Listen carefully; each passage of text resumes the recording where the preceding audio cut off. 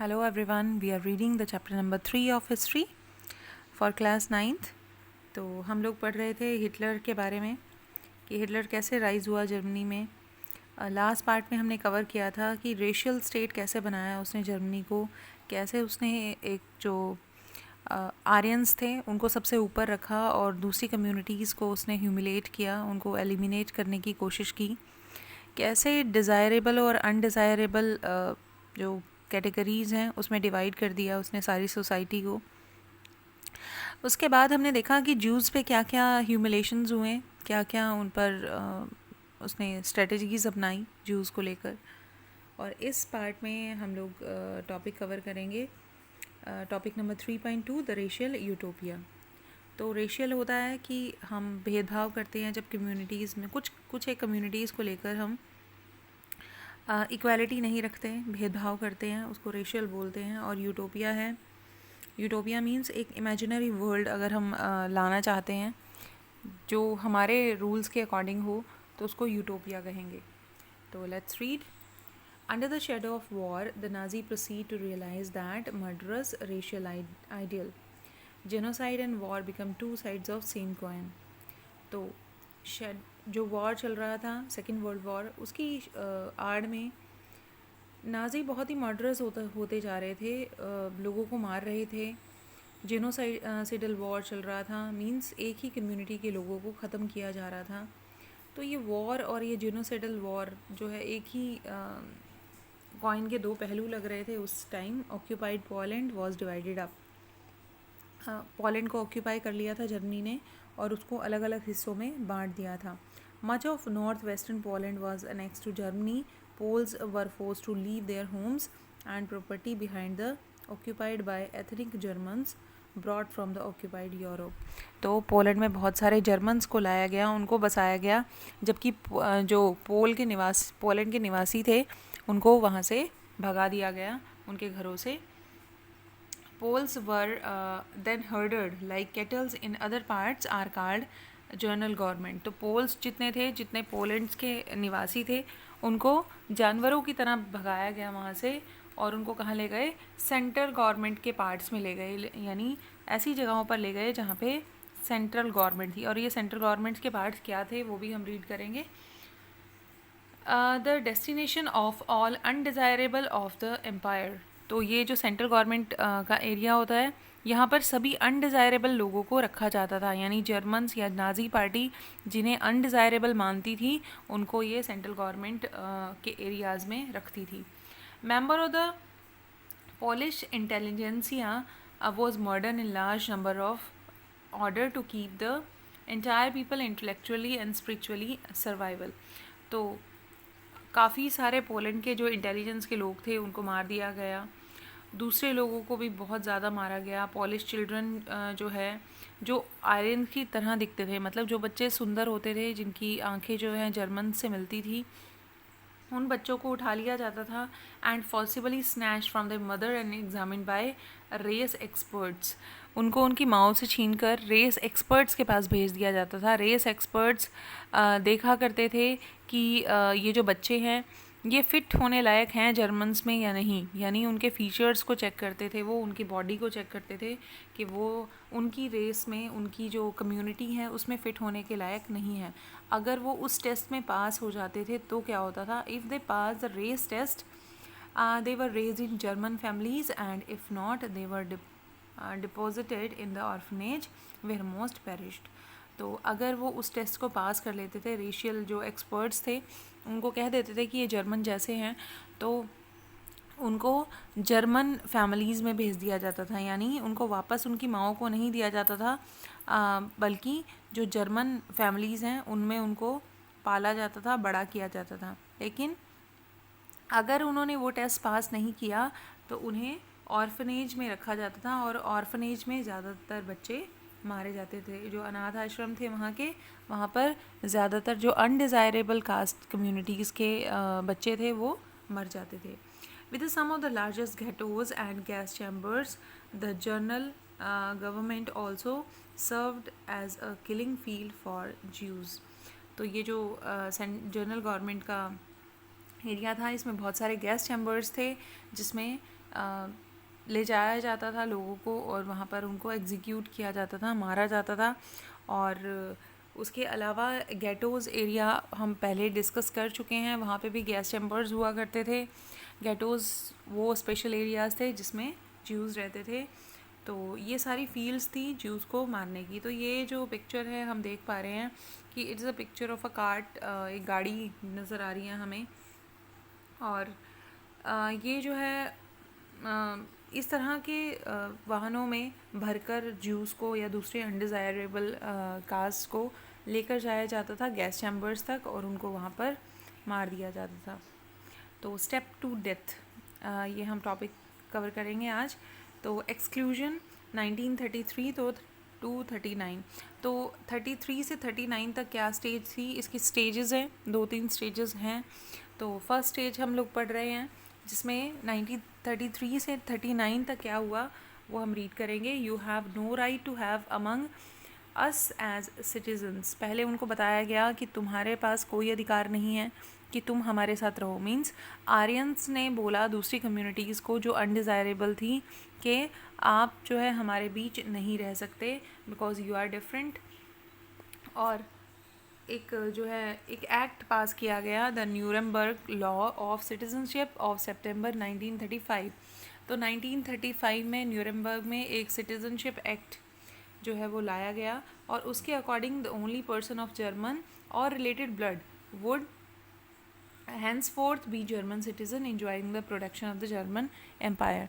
तो उसमें ये स्पेसिफाई किया गया लॉ में कि जो जर्मन्स हैं उन्हें ही केवल अधिकार है यहाँ पर रहने का और इन्जॉय करने का प्रोटेक्शन।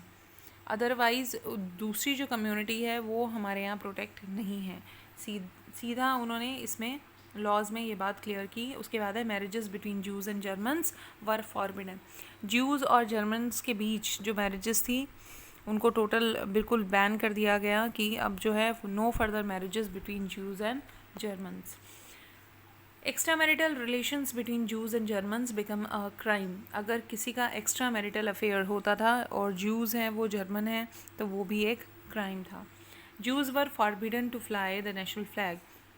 द ज्यूज़ कम्युनिटी थी उसको नेशनल फ्लैग फहराने की कोई भी फ्रीडम नहीं थी। उसके बाद ये तो थे हमने न्यूरमबर्ग लॉ के अंडर जो भी रूल्स आते हैं वो रीड किए। उसके बाद कुछ और लीगल मेजर थे जो कि ज्यूज़ को काफ़ी लिमिटेड या जो दूसरी कम्युनिटी है उनको लिमिट करते थे। तो let's read. Boycott of Jews business. ऐसा कानून पास किया गया कि ज्यूज़ बिजनेस को बॉयकॉट किया जाएगा। कोई भी जर्मन जो है वो ज्यूज़ की ट्रेड की हुई चीज़ें जो है नहीं खरीदेगा। Expulsion from the government services. Government services में जितने ज्यूज़ थे उनको हटा दिया गया और आगे उनकी अपॉइंटमेंट ना करने की घोषणा कर दी गई। Forced selling and confiscation of their properties. उनकी जो प्रॉपर्टीज़ थी वो भी खरीदना और बेचना बंद हो गया। Besides, Jewish property were vandalized and looted, houses attacked and synagogues burnt and men arrested in program in November 1938 remembered as a night of broken glass। तो बहुत सारी ऐसी चीज़ें हुई, उनके घर लूट लिए गए, उनका जो मंदिर टाइप होता है जैसे क्रिश्चियन का चर्च होता है वैसे ही इनका जो है साइनेगस होता है तो वो भी जला दिए गए। अरेस्ट कर लिया गया बहुत सारे ज्यूज़ को और 1938 में इस नाइट को क्या कहा जाता है, the night of broken glass. उसके बाद आता है, ये तो था स्टेप 1 क्या किया। उसके बाद स्टेप 2 था गेटोइजेशन एंड ये था जो स्टेप ये था बिटवीन 1940 टू 44। तो हम देखते हैं 1940 से लेकर 44 के बीच क्या हुआ और इसमें इन्होंने क्या स्ट्रेटेजी अपनाई। You have no right to live among us. तो तुम्हें हमारे बीच रहने का कोई भी अधिकार नहीं है। पहले इन्होंने बताया कि तुम हमसे अलग हो तो उनको बिल्कुल सेपरेट किया गया और उसके बाद बता रहे हैं कि तुम्हें हमारे बीच रहने का अधिकार ही नहीं है। उनको और भी सेपरेट एरियाज़ दे दिए गए रहने के लिए। तो लेट्स रीड।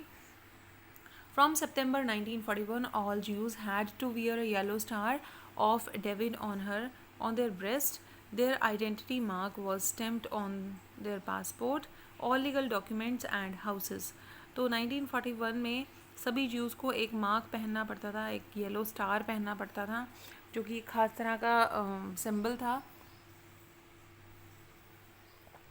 और वो इनकी आइडेंटिटी बन गई थी। और इनको ज़रूरी था कि वो ये अपने गले में पहने, अपने जो भी सीने के पास है उसको पहने हमेशा, और इनके घरों के बाहर भी वही मार्क लगा दिया जाता था।